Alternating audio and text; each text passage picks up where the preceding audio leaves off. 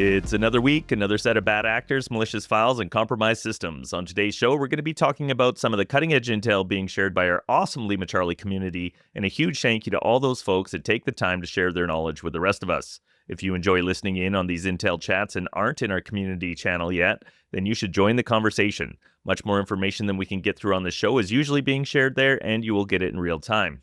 You can join us on our new community forum at community.limacharlie.io. And as always, for these chats, I'm joined by the one and only Matt Bromley. How are you doing today, sir? Hey, Chris, I'm doing well, man. How are you? I'm doing okay. A little rainy here today. We had like one of those fall springs that gets me excited. You know, the cherry blossoms are out, things in the garden are starting to wake up, and then I'm back sorry to the say rain. That Texas is pushing the 70s and 80s right now, so we're sitting happy. We're sitting very pretty over here. Yeah, it's good. It's good weather where we are. Awesome. There are a couple neat ones in the queue today, so I'm just going to jump into it. We've got some good stuff lined up. Yeah, Japanese law enforcement has publicly linked a Chinese state-sponsored threat group known as MirrorFace to a series of cyber attacks that have targeted Japan over the past 5 years. According to Japan's National Policy Agency, or NPA, and the Public Security Intelligence Agency, or PSIA, MirrorFace conducted attacks on government entities, defense contractors, and companies in the aviation, electronics, and information technology sectors. These operations were designed to exfiltrate sensitive information related to defense technology and cybersecurity. Imagine that. Chinese threat actors stealing IP. No way. No way that happens. I know you're going to talk a little bit more about who this group is associated with and whatnot. But yeah, I mean, I don't know what to say other than like yeah. Pikachu? I think we expected this.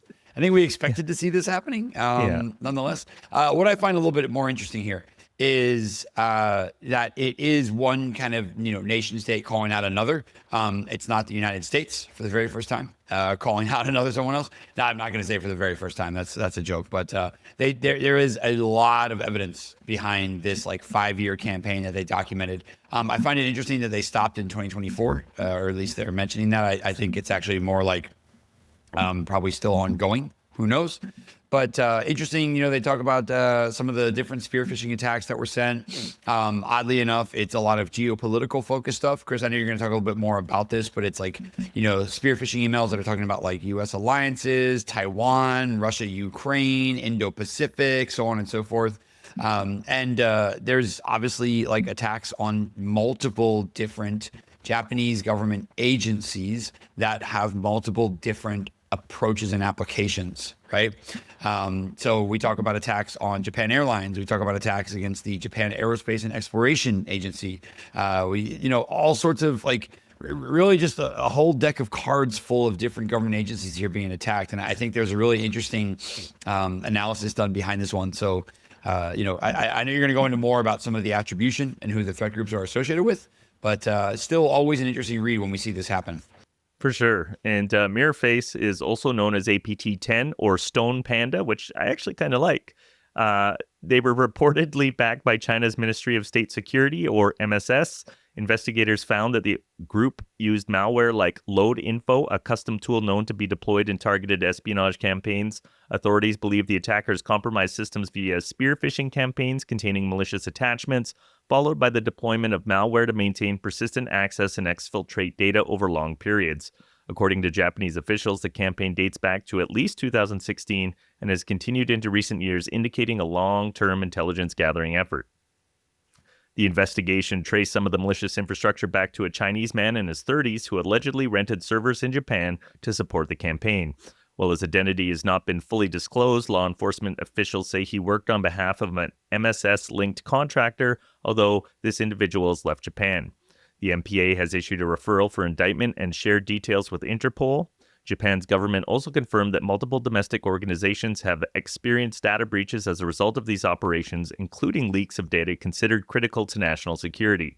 This is the first time Japan has formally attributed a major cyber espionage campaign to China, marking a shift in its cyber diplomacy and signaling stronger alignment with allies like the U.S. and publicly calling out state-sponsored cyber threats. Japan's move follows similar attribution by Western governments in recent years, which have increasingly named China as a source of cyber-enabled intellectual property theft and state espionage. This is interesting. I want to check the date on the article because I know China, Vietnam, and Japan just announced like some trade alliance in the face of what's happening in the U.S. So maybe they're going to retract this article quickly.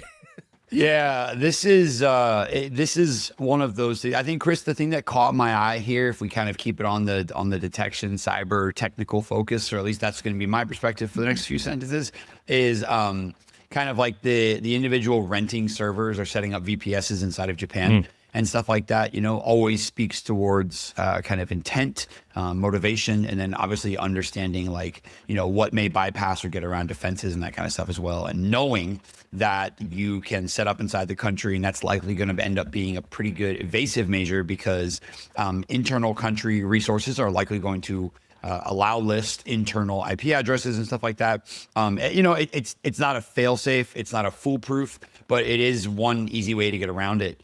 And then to see them just kind of stem further into it as well, getting into talking about relations with contractors, or I should say work relations with contractors and stuff like that, indictments being shared, information shared with Interpol and whatnot. I mean, it just, continues to escalate. We see all these kind of cyber geopolitical incidents too, but this is always one that I find interesting, primarily because a lot of times we're reading about the U.S. or U.S.-based companies releasing this type of information. And when you see another foreign government, especially one with such close geographic proximity, it's got to heighten the magnifying glass a little bit, in my opinion.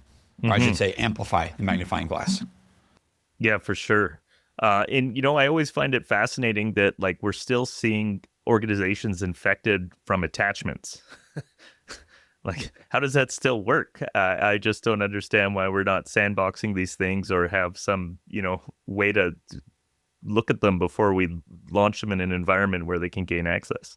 You'd think, right? You'd think. I think there's a few companies out there that try to do that and try to build it. I think it gets to the point where it either imparts productivity, which is never a good thing, which isn't really the answer either. But also it's tough to do that at scale.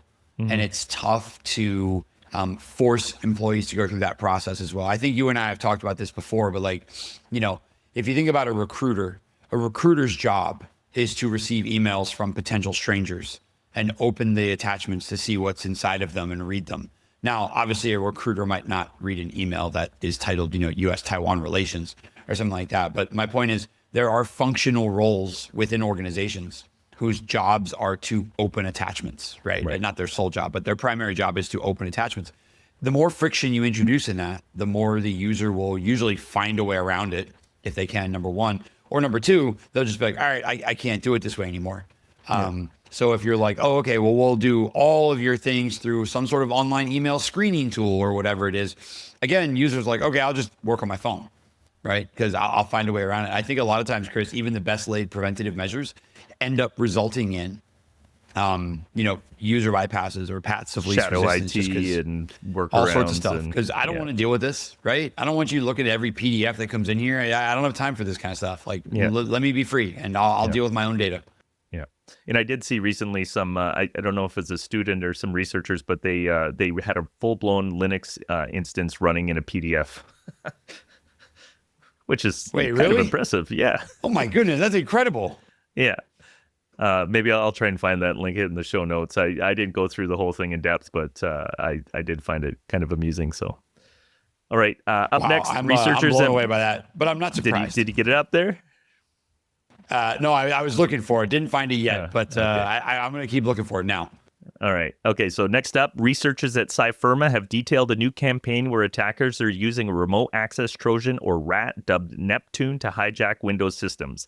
The Neptune RAT uses Telegram and YouTube as part of its command and control infrastructure, making it more difficult to detect and block. Attackers embed links to Telegram channels and YouTube videos in the malware, which are then used to retrieve actual C2 instructions. This method helps a campaign evade traditional network-based detection methods, since traffic to these platforms is typically not flagged as suspicious. The malware is deployed through a dropper, often disguised as a legitimate executable, which installs Neptune onto the victim's machine. Once active, Neptune establishes persistence and allows attackers to remotely execute commands, steal files, take screenshots, and manipulate processes. Cyfirma analysis found that the malware authors used obfuscation and anti-analysis techniques, including code virtualization, to complicate reverse engineering. The malware also uses sideloading techniques to abuse legitimate DLLs, another common tactic for evading security products. Yeah.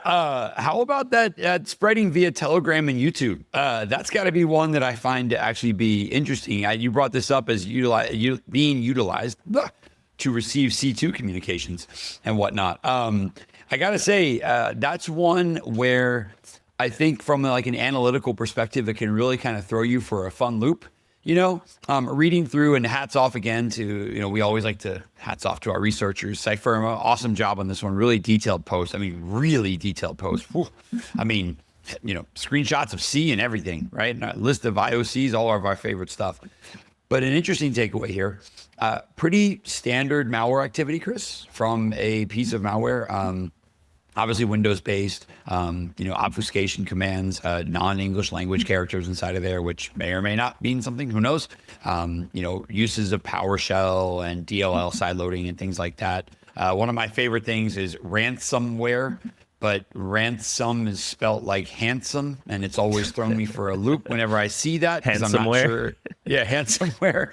But more interesting that they've called out, right? The piece of malware, just Rico Suave its way through life. But no, there's an interesting take here, which I think is like, I'm quoting the article here, right? This malware has been spreading rapidly across platforms such as, now think about this sentence, everyone, has been spreading rapidly across platforms such as, and here I'm expecting like, dark web forums or whatever, GitHub, Telegram, and YouTube.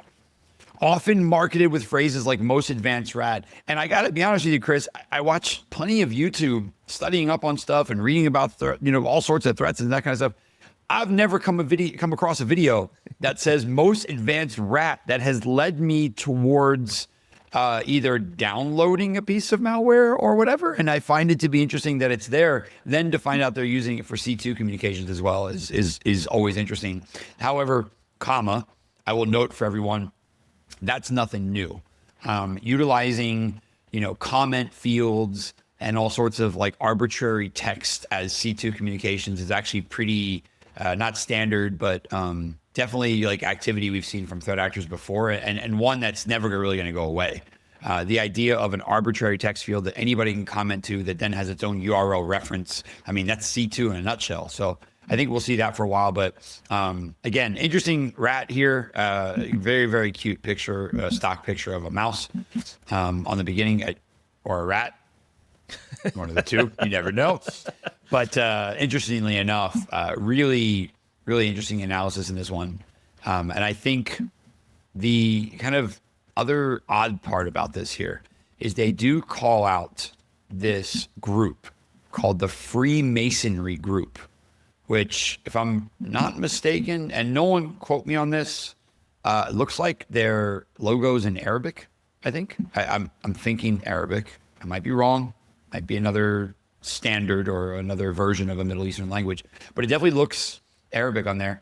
And, Chris, they have our favorite red team disclaimer, which is we hereby declare that we disclaim any liability for improper use of our software. So we're going to build a bunch of malicious stuff and then release it to the world and then say, not our problem if you use it maliciously. And, of course, here we go. But nonetheless, some interesting call outs and really interesting code being revealed here as part of like the Mason group and Neptune rat and everything like that. I think we'll see this one pop up in a few adversarial campaigns in the future for sure. 100%. And so the use of popular platforms like YouTube and Telegram for C2 is not entirely new, but Neptune's implementation is particularly streamlined. For example, commands are base64 encoded and hosted in the description of YouTube videos or Telegram channel posts, minimizing the need for dedicated malicious infrastructure. This tactic makes it harder for defenders to block the campaign without affecting legitimate use of those platforms. Researchers also pointed out that Neptune's modular architecture makes it flexible, and additional functionality can be loaded post-infection depending on the target. At the time of reporting, it's unclear who is behind the Neptune campaign or what the specific targeting criteria are, but the infrastructure and techniques suggest a focus on stealth and long-term access rather than mass disruption. The campaign is ongoing, and researchers emphasize the need for behavioral detection mechanisms that can spot suspicious use of legitimate services rather than relying solely on network indicators. So there you have it. Interesting use of these third-party platforms, that's for sure. Base64 encoded and ready to go. 100%. Now I want to go find some of these comments. I want to see what these things look like. I'm really curious to see, because if I go the other way from like a detection perspective, you would think that would be something to be easily detectable, right? From like a YouTube, Google perspective, they'd be able to detect like, oh, this YouTube video's got a base 64 description. But I wonder, Chris, if somewhere along the lines, it's kind of like that's allowed. I mean, it's arbitrary text and it is plain text. Sure. Right? And you think of the sheer volume of stuff that goes through YouTube in a single day, like running all of those through detection would take compute. You'd think, right? Yeah, it would. But I don't know. They're already converting the video. I mean, just throw a couple CPU cycles at decoding the description. You never know. I wonder if they go through the whole YouTube video posting process, though. Like, is this mark safe for 18 and under and all this kind of stuff? Like, do they have to go through the same measurements? Do they have to go through the same bypasses we all do? Or do they have to go through the same qualifiers? Or, like, how does that work? You know what I mean? Like, I'm picturing someone somewhere. We're talking about it as utilizing YouTube for C2. And I'm wondering, are they posting a video for each command? Or are they changing the description as time goes on? Interesting. Because you can edit them post deployment. So I wonder if you could just upload an arbitrary video. That link is permanent on YouTube, and then so you can embed the it in the code of whatever, and then update the description as time goes on. Oh, that's kind of fascinating. Imagine what would the detection for that look like? Traffic to YouTube? Like, really? I mean, yeah, interesting. I don't know. Maybe we just unveiled the problem with the malware. Who knows? All right, so next up, researchers have discovered a new variant of a previously identified Linux backdoor known as Sparrow door, believed to be the work of a North Korean state-sponsored group known as Kimsuki. The original backdoor was detailed in late 2023 and showed signs of being an espionage-focused tool.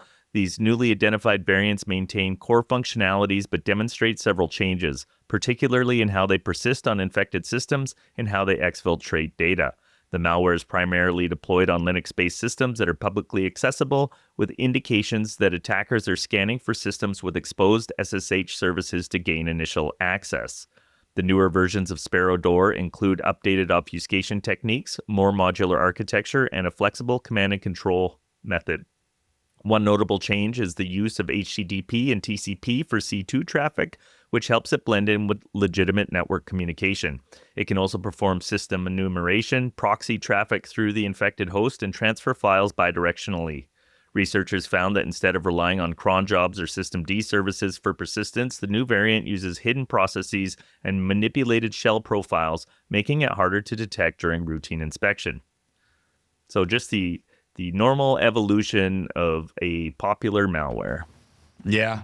This one, again, I always like to give compliments. ESET folks, love this post. Love it. And I really like it because of how cheeky you got with the title. You will always remember this as the day you finally caught famous Sparrow. And for anyone who doesn't know, that is a reference towards you will remember the day as the day you almost caught Jack Sparrow from Pirates of the Caribbean. Awesome line and really, really cool play on words here as well. So this one goes into, I think, a pretty interesting piece of malware here. This actually aligns, Sparrow door aligns with the group associated, known as Famous Sparrow, which I believe is allegedly a China-aligned APT group, interestingly here. What the article calls out, Chris, I think is kind of interesting, is no publicly documented activity from this group since 2022. And they kind of come back and say, not only were they not seen, we thought they were kind of inactive, but they've clearly been at work when they were there as well, because they've been refining Sparrow door, and it is now much more capable. As you mentioned, C2 communications have changed a little bit. There is some information, or at least there is some opinion in the article about Famous Sparrow and Salt Typhoon and whatnot. They do kind of call out these two things as two particular groups, but there is some overlap in the form of like VPSs and stuff like that, which we won't get into. But really awesome walkthrough of kind of the newer version or the updated version of Sparrow door. It does talk about the delivery mechanism, which ultimately leads in Sparrow door and Shadow Pad being delivered, but we're talking about things, web shells in here, PowerShell being spawned, DLL side loading, encrypted payloads being brought down. I mean, I don't want to say like typical malware activity. And then furthermore, it like goes down the road of, wow, I should be able to detect that really easily because it writes all this stuff to C:/users public on a Windows system. And I'm like, just rapid detection in that directory, because if anything gets written in there, tell me about it, right? And then it does delve deeper kind of into like Sparrow door, how it works, how it functions, some of the newer behavior. I think you mentioned a change in C2 communications as well, which I always find interesting. We get into like the interactive shell, file operations. I mean, again, threat actor's been hard at work. Obviously, kind of expanding and building upon this. Same thing with ShadowPad as well. ShadowPad loader is done by DLL side loading, takes advantage of this is going to be my final point here, by the more than 14-year-old legitimate outdated version of the Microsoft Office IME executable. Wow. 14-year-old legitimate outdated version. Yikes. If it ain't broke. What a door to, no pun intended, what a door to fly through. Well, that was clever. So another significant finding is the presence of multiple command modules embedded in the back door, which allows the attacker to dynamically control execution based on instructions from the C2 server. The malware can download additional payloads, create reverse shells, and even reconfigure firewall settings to ensure continued access. According to researchers, this points to a more mature and sustained campaign rather than opportunistic targeting. They also emphasize the importance of strict SSH hygiene and network segmentation as immediate defense measures. Attribution to Kimsuki is based on code similarities, infrastructure overlap, and behavioral patterns that match previous campaigns attributed to the group. While no specific victims were named, the infrastructure hints at targets in the government, defense, and academic sectors. These developments show that Linux-based cyber espionage toolkits are getting increasingly sophisticated, requiring defenders to focus more on behavioral detection and process monitoring rather than static indicators. Well, I feel vindicated because we've been talking about behavioral detections as the way to go for, I think, since we started this podcast. A little bit now we have, yes. And now we're seeing it live. We're seeing it, I think, as a growing discipline that defenders need to become more comfortable with, because it's going to end up being, I think, a valuable source of detection in the future. Yeah. All right. And so I threw this last one in here just for you, Matt. CISA, our good friends at the cyber... oh, man, I'm going to butcher myself here. Hats off to the folks that are still employed at CISA. Ooh, spicy. I mean, that's not a dig at them. That's just a congratulations. I'm happy for you. I'm glad you're back to work. Yeah, you folks got a big mission ahead of you. Yes, you do. So they've added a recently disclosed vulnerability in CrushFTP tracked as CVE-2024-4040 to its known exploited vulnerabilities, or KEV catalog. The flaw, which affects CrushFTP versions before 10.7.1 and 11.1.0, allows remote attackers to escape the virtual file system restrictions and access sensitive files on the host system. According to CrushFTP's advisory, successful exploitation does not require authentication, making it a high-risk issue, especially for internet-exposed servers. For those not familiar, CrushFTP is a proprietary file transfer server used by enterprises and government organizations to manage secure file sharing. It supports various protocols, including SFTP, FTPS, HTTPS, and WebDAV, and is valued for its granular user permissions and virtual file system capabilities. The VFS is designed to limit user access to specific directories, but this vulnerability allows attackers to bypass those boundaries and potentially access unauthorized data. These kind of software platforms seem to be a very popular target with threat actors. Yeah, I just want to remind everyone, the reason Chris mentioned me and the reason this ended up on our radar is because once it hits that CISA KEV, the Known Exploited Vulnerabilities list, it's now been observed in the wild, being utilized by a threat actor. So that's got to be, and I think, Chris, we've talked about this before as the KEV being maybe the final tripwire for like, should we care about this vulnerability or not? And in this case, yes. If I'm a user, or if I've got CrushFTP inside of my environment, you've got some patching to do, number one. Number two, you might want to augment and make sure you're paying attention to the KEV list as well, because there's a lot of really important stuff that comes out of it. Primarily, again, we see this thing being actively exploited. So this is no longer a, hey, we suggest you patch this stuff. It is the final line has been drawn. This stuff is being actively taken advantage of. If you have it in your environment, it's just a matter of time. And for me, this really answers the it's not if, but when question, because we do, hey, it's being exploited, so let's take advantage of it. I want to add a little more detail onto that, Chris, for a few folks out there, which is like when you see it being actively exploited in the wild, everyone, especially for applications like CrushFTP, well, let's be clear. This isn't always a externally facing perimeter device or something like a VPN concentrator might be or something like that. This is usually an application that a user might have, in which case an adversary has been on a system where CrushFTP has been there, and they've said, oh, perfect, here's this thing I can use, right? That will allow me to get exploit or to get RCE on the system or something like that. And that's got to be an important part. There is a little bit of a walkthrough of how this can be exploited, right? And I hate to say it, but to quote from the blog post, this Swedish cybersecurity company has since released step-by-step instructions to trigger the exploit without sharing much of the technical specifics. So you can even go trigger it yourself if you want. But more importantly, I should say, is that, if you've got this running in your environment, go patch it. Please, please, please. This is one of those instances where threat actors have weaponized it for a reason because it's been available to them to weaponize.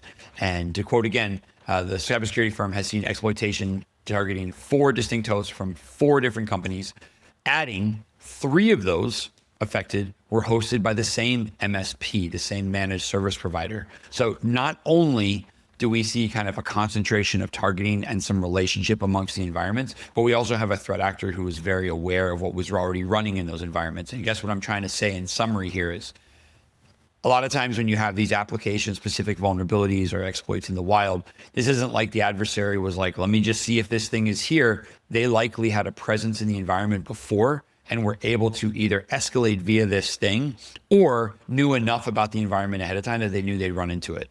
So always an important thing to keep in mind of like, this isn't an adversary just kind of, shotgunning the internet and seeing what comes back, right?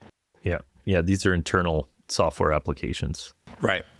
So the issue was reported privately to CrushFTP and patched promptly. The vendor described it as an edge case in how user sessions interact with the VFS layer, which can be abused to bypass intended access controls. CISA's addition of the vulnerability to the KEV list confirms that it is being actively exploited in the wild. In accordance with Binding Operational Directive 22-01, federal agencies are now required to mitigate the vulnerability by April 18, 2025. CrushFTP is widely used across enterprise and government environments as a secure file transfer solution. Given the nature of the vulnerability and its potential for unauthorized file access, exposure could lead to data leaks or privilege escalation if left unpatched. CISA did not share specific indicators of compromise or attack details, but emphasized that the vulnerability presents an immediate threat due to confirmed exploitation activity. Administrators are advised to upgrade to CrushFTP version 10.7.1 or 11.1.0 or later, depending on their deployment, and to inspect systems for signs of unauthorized file access. CISA's KEV catalog update serves as a prioritized alert for defenders to patch actively exploited flaws with urgency. So, Matt, we will always be sure to get those ones on the show because I know it speaks to your patching proclivity. Patch. My love for patching. And a reminder to everyone that we should be patching. Yeah. You're going to wear your shirt to RSA, right? Always. Yeah. I will have it there with me. Yes, 100%. But that's coming up soon. Are we going to do one live on the floor? Or you want somewhere less loud than the floor? Let's find some time let's do that. I would say for everyone, if anyone finds us, by the way, out there, I mean, I think for 2 years now, we've asked people to find us at RSA. And let me be clear, neither Chris nor myself are like, please find me. But if you do see us on the floor and you are someone who listens to the podcast, would love a handshake, pat on the back or something like that. Would love to know. I don't know. Maybe there's stickers somewhere to be given out or something like that. Come find me. I'll be at the LimaCharlie booth. We got a booth on the floor. You'll be able to find it in whatever printed material they give you when you get your badge. And I will most certainly have Cybersecurity Defender stickers. And we've got a couple really cool giveaways at the booth. So, we always try and do something a little different, something a little fun, something that people will actually want to take home versus throw in the trash on their way out the door. I always get a little sad watching everybody with their bags of stuff that, isn't going to have a long life. Yeah. Hey, some people need extra T-shirts. You never know. Yeah, the T-shirt's not so bad. It's like the foam pointy fingers and the Minecraft swords. A lot of Minecraft swords always get me, But yeah, for anyone who will be in attendance, and I'm looking at my calendar right now. We're about 3 weeks away, I think. Yeah, it's coming up. Yeah, 3 weeks away. Come and find us if you see us there. Would love to say hi again, shake hands, and all that stuff. So. With that said, Chris, always a pleasure. I'll see you next week. But yeah, let's try to do one live from the floor. Let's go have fun with it. Yeah, I love it. Okay, sir. Take care. See ya.